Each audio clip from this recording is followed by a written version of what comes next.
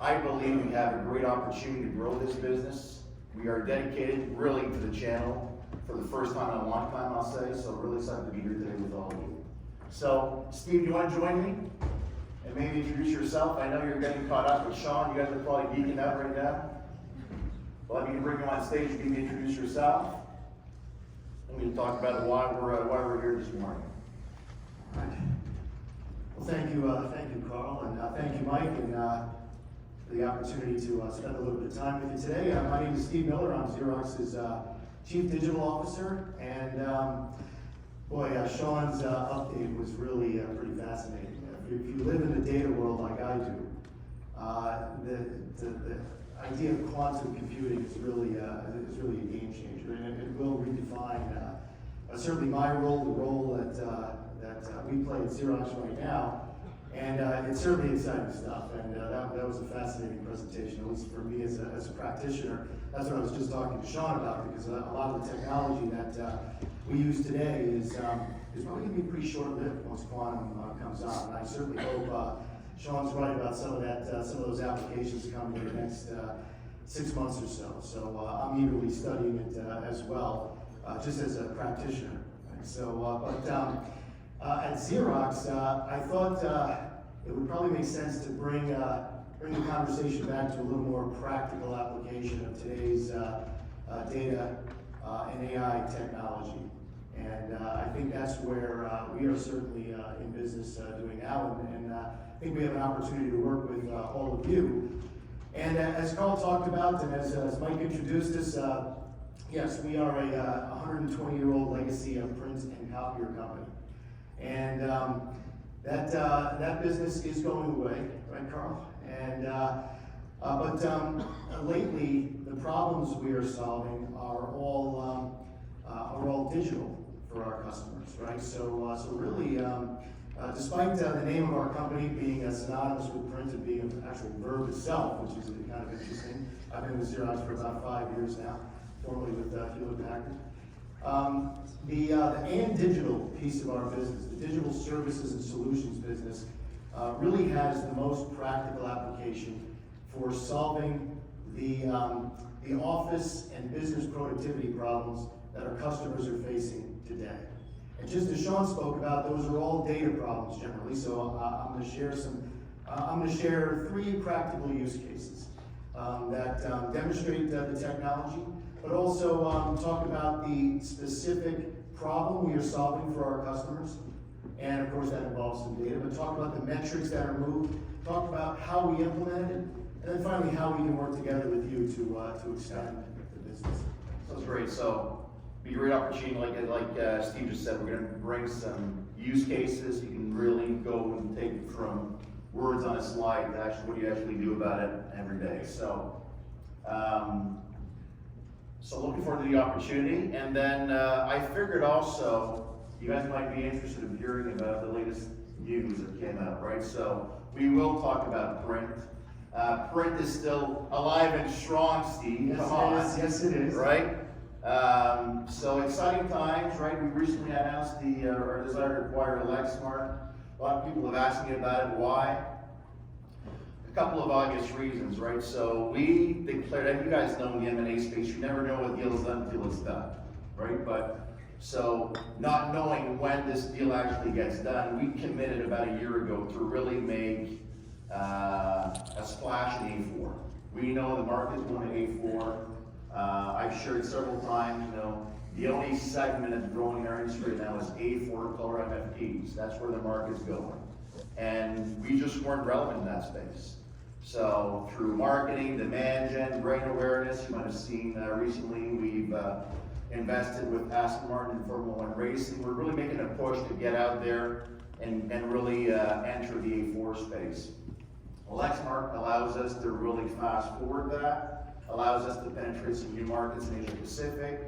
And really there's a sentiment of pride also with it, bringing back this American company into American ownership, which we're really proud about. So I look forward to sharing with you about a year from now the benefits of bringing these two great companies together. So exciting times about that. I do also want to say, we acquired another company about 2 months ago called IT Savvy out of Chicago.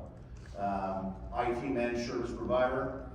Steve's actually going on a call with them on Wednesday this week, so really, it's another way for us to diversify ourselves and get into the managed space, or managed IT space, and bring more value-added offerings to our clients. So, and you'll see the reason I'm bringing IT Savvy up is we are really committed in the next year to bring some of these offerings to you all, right? When I travel and meet dealers, the question that often come up is, what technology are you using? How are you all managing your service dispatch? How are you all managing the technology to be more efficient in how you run your business?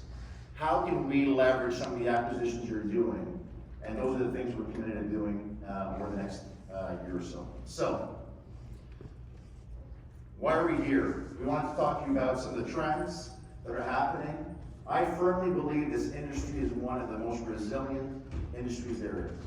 We've gone through a lot of change over the past few years, and there's more change coming, and the speed or the rate of change will not slow down, it will only get faster, right? We all know that. So how do you position yourself for change? Well, I believe the first thing we need to do is to accept it, change is coming, and invest in our people. Why do I say people? I believe that a company is a sum of individuals. If you want your company to be adaptive and resilient, you need to invest in your people for them to be on the journey. So invest in training and developing them, and identify your top potentials, the people who are curious in nature, who want to learn more about new things. Invest in those people, wrap your arms around them, and that will only accelerate your ability to embrace change and adapt to it as you go along. What are those changes coming? This is a quick slide that highlights some of the headwinds or tailwinds. Anyways, they're trends. They're happening, right? You might have seen these before, but based on various surveys, you have the names there. 70% of companies are now saying that the hybrid work policies are there to stay. That's a big number. What is that causing? It means we have a distributed workforce. People are working from everywhere. People are working more, different hours, longer hours. The other data point that comes to that is people are more stressed now. Right? So as a result of that, we need to provide people with different tools for them to adapt how they work. So technology plays a more prevalent role in embracing and supporting these changes. And yes, are print volumes growing? No. But what is growing? You heard Sean say, data's growing. Unstructured data is growing. Companies need help on managing that, on how to access it, how to secure it. And you can lump all those great things into digital transformation, digitization, whatever, but I mean, there's really a push to have ourselves be more relevant when it comes to helping our clients navigate this space. And if there's one thing I want you to take away from this slide, is that this group, this industry, has a right to play in this space. And we have a right to win in this space. We are office technology providers. It's our opportunity to wrap our arms around this and win in this space. I was recently interviewed by Patricia, a little plug here, right? Imaging Channel magazine available, who asked me about the paperless office. And listen, this has been a concept going on for 30 years plus, right? And people ask me all the time, is paper going away? Well, it's not increasing, but there's going to be a lot of paper. There's many industries where paper is still very much prevalent. It's regulated, right? It's in industries like finance, legal, where there's regulation, where you need insurance, where you need paper. Will it evolve at some point? Yeah, it will. Hence why the moment is now to really make sure we adopt and accept the fact that digital transformation is the way forward, and we have to balance that with our current offerings and the new offerings we want to bring to market. And again, the point of us being here this morning is not to tell you about what we're selling, it's to share real use cases of things that we can do with you in this space. So, other things just quickly on print. because there are other trends impacting print, right? So I'm sure you guys are seeing, there's more and more requests now for sustainability requirements in RFPs, whether it be remanufactured products, refurbished products. We spoke about the shift from A4, from A3 to A4. So these are all trends that we kind of try to wrap our arms around and position ourselves for the future. And I speak about sustainability because it actually comes and plays a role with the things we're doing in digital transformation. So on that, Steve, why don't we kick it over to you? And by the way, Steve is one of the guys at Xerox who is not a print guy. Have you been in print? I don't think you've never sold print, right? I've never sold print. So there you go. So we're trying to bring more and more of these guys to help us as we go forward. But anyways, on that, I'll pass it over to you. I'll give you the clicker. It'll be easier than that. Sure thing. All right. Which way forward? We're going to go to the first slide. So, well, first of all, good morning, everyone, and thanks for taking some time out. I'll spend 15, 20 minutes maybe talking about some of our practical use cases on the digital service side. And you may ask yourself, well, why would Xerox have a chief digital officer? Why would a data person come to Xerox? Well, as Karl indicated, on our fleet of printers, there's just under 2 billion scans a year happening globally on our fleet. So, what our customers are doing with our devices, our multifunction devices now, is not necessarily printing. Certainly some industries, healthcare and so forth, continue to print, heavily government. But generally speaking, on our devices, our customers are digitizing documents.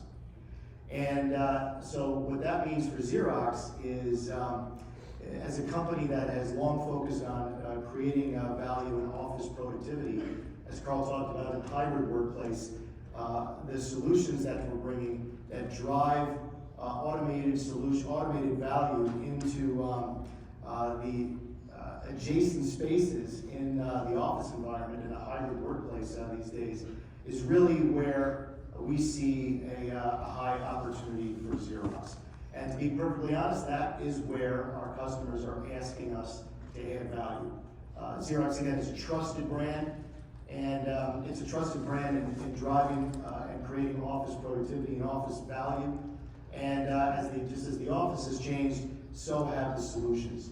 So it's less about the physical printing of documents, and it's more about, as Sean mentioned, the data. So really, I see Xerox, and the reason I came to Xerox was because I saw it as a data company, and a company that can help our customers manage data. Right? If quantum computing is going to solve the global data problem, the amount of data that we have to manage in a couple of years, in the near term, Xerox is going to solve it on a day-to-day basis with a couple of practical applications. So let me just talk a little bit about, I'll share some of these use cases, and then kind of leave you with some thoughts about how how that would resonate with you, how we might work together. Right? So first use case I want to share is with a government agency. They approached us, a longtime print customer. These customers I'm going to talk to are longtime print customers, so we're a trusted partner of them. But the government agency approached us and said, listen, we've got a number of problems here. We have 30 million documents. They're medical records, family records, and they're located in about 5 or 6 warehouses, and we have to answer queries on this warehouse of data with various hospitals, doctors, constituents, and other stakeholders in the community. And we're really not able to do that. We have a team of people that will go into the archives and look up try to find the paper document, and then turn that into an email. There's a web portal that people can come to and request queries. The lead time to answer a query was typically about 2.5 weeks. And in the medical field, for the hospitals, the doctors, that was unacceptable. And the feedback, customer sat scores, this government agency did track that. We're steadily decreasing. Also, their budget was getting reduced, so they could not continue to add people to drive this kind of query management and to do the additional archiving and retrieval. So the problem they faced was really one of, okay, well, how do we manage this process? How do we manage this data? And Xerox is uniquely suited to handle a problem like this. We do a lot of digitization, as I mentioned, just under 2 billion documents a year. So managing a conversion of 30 million paper documents to digital was something that we started with this government agency. Converted that in a couple of months, and well, again, as Sean was talking about, put it in a referenceable, cross-referenceable database that we then applied some a Gen AI model to help the agency do the queries. So the queries would still come in via email, and just as we were just talking about in terms of security, data privacy, and so forth, with these kind of records, the database was on-prem, and the way we set the process up quite simply was the request would come in, the team would query the database with a Gen AI capability, and then it would come to a human-in-the-loop station. So to enable a check to make sure that if you were, say for example, a hospital or a doctor was requesting a record from a miller, you didn't get a record from another miller. And then the database had, and the query rules were designed to eliminate that, so it would cross-reference on date of birth and address and other histories and so forth. But given the privacy requirements, of course, HIPAA requirements are pretty stringent. So to create this kind of secure, digitized process workflow, we definitely had the people in the loop. So you'll hear me talk about human in the loop. While these processes can be completely automated and touchless to a person, generally we're putting a person in the process to adhere to various security and privacy requirements, or at the request of a customer who wants to still have a hand in it, and I'll talk about that in the next use case. But when we talk about solving the problem for the customer, moving to a digitized record database along with a Gen AI-enabled process and workflow for retrieval and archiving and queries, it reduced that time of query response to about 2 to 3 days. And again, it was going towards 3 weeks when we started. And it also allowed their management team to manage to a flat, slightly reduced budget for that query team. And then finally, from an employee satisfaction perspective, it knocked down it actually rose, or I'll say increased the retention rate, because now you have a team that's working with the latest Gen AI technology. They're not hunting through dust-filled warehouses looking for information. And the latest customer satisfaction score came back as the queries being much more complete in their response from this agency. Right before, the person would go in, search a record, pull some of it out, and you know what medical records look like. They're big folders, and sometimes some of that data would be pulled and extracted or scanned. Sometimes some of it would be left, and not always by mistake, right? So it improved the accuracy, the completeness, and really drove a complete transformation for this government agency, and also the numerous stakeholders, including, I'll just say many veterans and so forth that benefit from this type of capability deployed to our agency. So one of our more practical use cases, we do this all the time. We call this product DocuShare, a back file scanning use case, and this is something I'm sure you might be thinking is a problem faced by many of your customers, and again, we do this one. And just to share a bit more on that, so this was a deal brought to us by one of our dealers. Yes. And in this space, every deal is different. Sometimes it's a on-premise solution. Sometimes it's a software as a service solution, meaning we basically do it all for them. Sometimes the client wants to do some of it himself.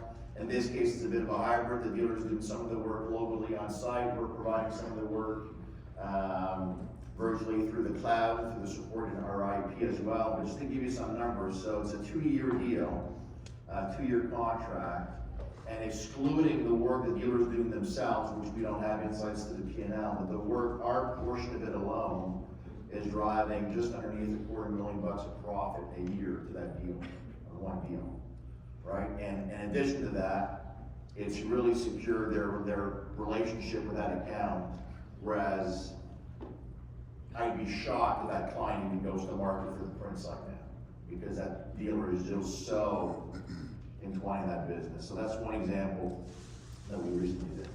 Yeah, that's great. Great partnership, Karl, and we appreciate working with your team. So nice print and digital partnership there. So let me talk about another use case that again has just a real live applicability to problems your customers are facing now. And this is actually I know that customer is going to be a reference for us soon, Karl. But let me talk about a current referenceable account. This is the Kraft Group up in Boston. Of course, you know Robert Kraft. He owns the Patriots, and I work with their CIO, Mike Israel. His office is there at Gillette Stadium. In fact, Xerox holds a number of customer events at Gillette Stadium. I don't know if there's any Pats fans in the room, but there you go. So next year will be better. But it's always for Pats fans, it's always an interesting experience to come out to Gillette Stadium for see some of our customers, some of our offerings. You get to see the rings. They bring out all the bling and so forth, and it's a good day to spend if you're a Pats fan or just a football fan. It's quite a storied franchise there. But Robert Kraft and his family run a number of businesses besides the Patriots. In fact, their CIO, who was our customer, calls football and the Patriots a distraction, because the main business, the Kraft Group, is forestry products, right? They're a large paper and forestry business, and longtime print customer of ours, so trusted partner with the Kraft Group. And Mike approached us and he said, "Listen, I've got a problem processing our payables and our orders. So we're receiving all of this information in from our vendors, suppliers, our customers, and they come to a Xerox multifunction device, and typically it would be digitized there, and then someone on the payables team, someone on the order management team would look at it, understand what kind of document it is, and then say, okay, I'll extract the information and I'll send it downstream to the ERP for processing. So we had a team there, high attrition. It's a lot of mundane work and not very exciting. They had just lost their AP clerk, and so Mike came to us and said, "Listen, can Xerox help us here? We have the latest office productivity challenge, and we've heard about some of the automation you're doing, and really the technology and solution that we leveraged for Mike and the Kraft Group was really our intelligent document processing. We call it IDP. And quite simply, what it is it's the solution adjacent to the digitization of the documents on our devices. So again, this is print and digital, and basically what our IDP does is it looks at what has been digitized, understands what it is, so it classifies it.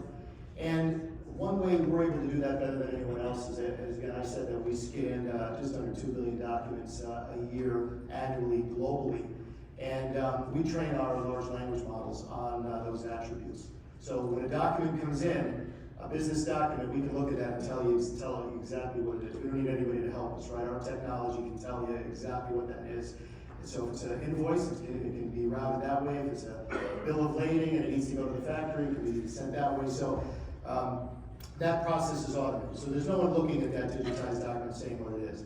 After that, our technology can extract the relevant business information from that invoice, from that order, and then we have automation, API automation that sends it in an organized way downstream into the interface into the ERP for processing.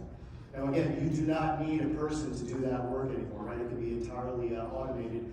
Of course, the Kraft Group has a human in the loop, so they have people in the process that double check, especially the high value invoices or orders from top customers or marquee customers and so forth. So, but again, when you bring it all together, so you have a Xerox multifunction device, a printer, and then you have the customer digitizing that information, combined with Xerox's intelligent document processing automation, then all of a sudden you have a touchless automated workflow in your organization that allows really you to redirect those resources to other higher value areas. And what the Kraft Group did was, I'll just share real quick, some of that team became part of their new analytics organization. And I was up there right after, I was actually up there the day after Drake was drafted. Of course, everybody was really high on him, so I'm sure he's got a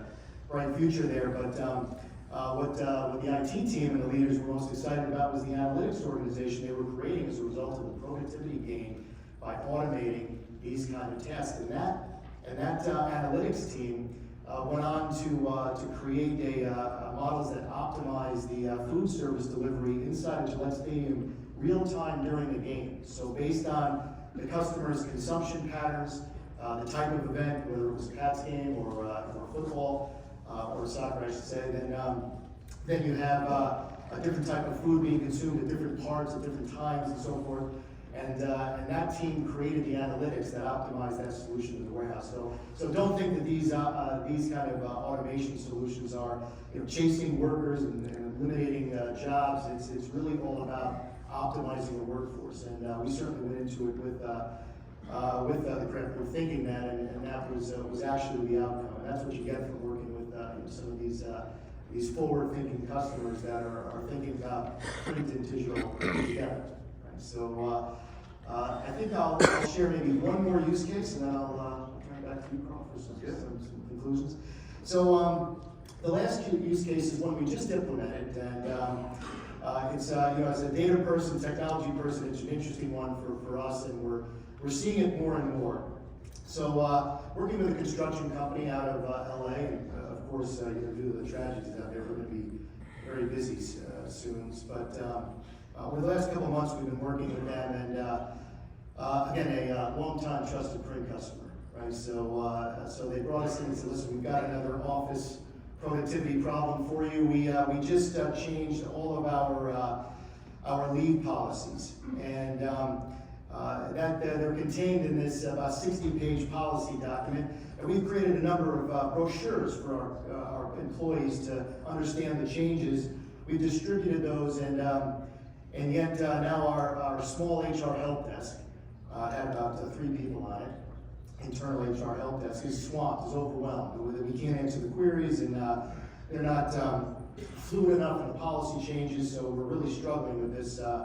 Xerox, can you help us out? So this starts to bring in some of the very latest technologies that you're seeing deployed. You're reading about. It's not quantum, but it's good stuff. So what we did is we came in and said, okay, we're going to digitize that policy document. We're going to digitize the pamphlets, and we're going to design a Gen AI-enabled chatbot that the employees can interface with to access that data in a conversational way. Right? So you guys have all used Copilot, OpenAI, you type in queries, you get answers back, and so forth. And everybody likes to talk about hallucinations and the fact that it never says I don't know. But if you have if you design and build a Gen AI-enabled chatbot that has the proper rules and constraints and is structured in a way that it's on a specific data set, then generally speaking, you're going to avoid the hallucinations that come from Gen AI accessing the entirety of the web. And you're also going to be able to really constrain its responses to what would be approved and what is honestly in the policy document. And the result for this customer was that it basically returned their HR function to normal. But what it also did was it opened their eyes to the power of a practical Gen AI use case deployed in their company. So really what they said is, okay, where else can we leverage this technology for value, for higher value, right? That was a real-time problem they were faced with. We were in there working on some automation, said, hey, can you help us? We pivoted to it, and we put that together in about 2 weeks and launched it, right? Because it was a real-time problem. So it doesn't take long to deploy this. Now they've come back and said, okay, in our construction business, we're dealing with zoning regulations and permitting continuously. It's difficult for our teams in the field to access that information real time as they're building, digging, and so forth. And that's the use case we're building now. So we're building chat GPT-enabled use cases that access very large sets of unstructured data and make it practically available real time for their employees to use on a day-to-day basis. And really the value they're going for is just the, as you might imagine, is the productivity of those teams in the field. And I'm sure if you just think about your customer base, it's the customers that are printing with you, and have worked with us in Xerox before, there's many similar use cases like that where you're taking a very large or disparate or unstructured data set and bringing that to value in a very practical way for our clients. So those are really three use cases of print and digital coming together that right now we're implementing continuously. This is really what our customers are asking us for right now. So when we do sell the print, the copiers, it's also and digital, and I would ask you guys as well to think about Xerox in the same way as print and digital together. And Karl, if I have another minute, I will just conclude. I had a couple slides on the offering, but I wanted just to challenge as well. So what are you guys doing to diversify during this evolution? Certainly from Sean's perspective, I am attending quantum conferences. I'm looking for those quantum apps because they will solve a lot of these. We have way too much data in the world, and even these particular solutions and applications make it tough to solve them, right? So those breakthroughs that are coming in quantum computing are going to be fascinating. But right now, what can we do? Well, first of all, as we said, it's integrating these digital tools. And these are very practical tools. They don't take long to implement. They work on the current data sets. They work in the construct of the current security arrangements.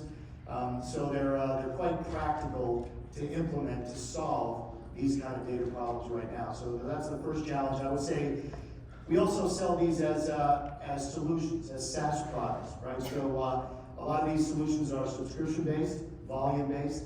They're not the legacy managed service that you would think about when you talk about big enterprise data solutions of the past. And these are just very scalable applications. These applications can be resident on the devices. So a document can be digitized right there. You press on one of our digitization apps, and off the automation goes downstream, adjacent. So that document understanding really coming to life along with the digitization on our multifunction devices. Turning data into action. All three of these use cases, if you take a step back, are really data in action use cases. That's really what they are. In my eyes, I see Xerox as a data company, and some of the threat actors actually. We're constantly under attack, as I'm sure most of you guys are.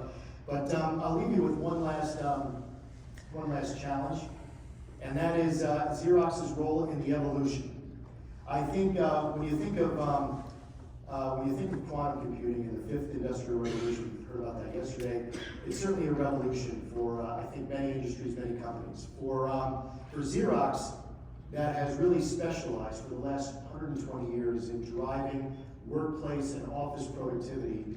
For us, these new solutions are really an evolution of the value and the focus that we have. But for our customers, they see us as just continuing to drive the next wave of office productivity in the hybrid workplace, and that's what we look forward to working on together with you. So thank you very much. Appreciate the time. And before, what I was thinking is, one of the great ways to start in this is to actually look at doing some of this in your own businesses. And maybe share with this audience, how many bots do we use at Xerox today? Yeah, that's a great question, Karl. The first question I'm asked is show us the use cases you have in production for value now. And of course, I can show these use cases I just described are in production now for our clients. But Xerox, our leadership really sponsored a transformation at Xerox over the last couple of years. So in the 5 years that I've been here, we've deployed over 1,000 bots across the organization. Right? Xerox, again, a 120-year-old company, so a legacy company. Right? When I got here, I think we did everything with people and paper. And now, all of the work that you can envision at Xerox happening in a large corporate enterprise. The answer to Sean's question earlier on, do you use Oracle? We use all the databases.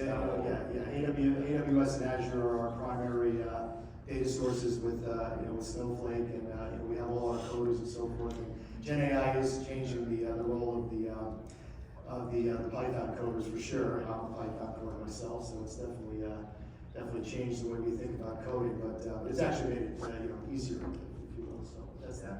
But But I think so, I'm sharing this because as I'm going out there and meeting with dealer owners, I mean, those are the great conversations we're having is, hey, what are you doing at Xerox that could potentially how we run our dealership, whether it be looking at, some of the examples we just shared there. In other cases, we talked about, hey, how are we shifting to have as service technicians now answer the phone and try to increase our remote solve by using technologies like augmented reality and remote solve and others. So those are all the great things. I mean, the message we want to leave with you all this morning is we're happy to have those conversations with you. And I'll close on this. It's a little, we had fun with this thing, what would 3 years from now look like? So first of all, the first thing you'll notice is I haven't changed a bit. The second piece is really, our goal over the next 3 years is to really continue the partnership with you all. Yes, having more of you pick up our brand product is something we believe in and we want, but really the way we're doing that is by working together and bringing some of these value-added services, offerings, and just some of the IP we have to work in partnership with you all to help you succeed, which in turn means we can succeed. So we believe in doing this together with you all.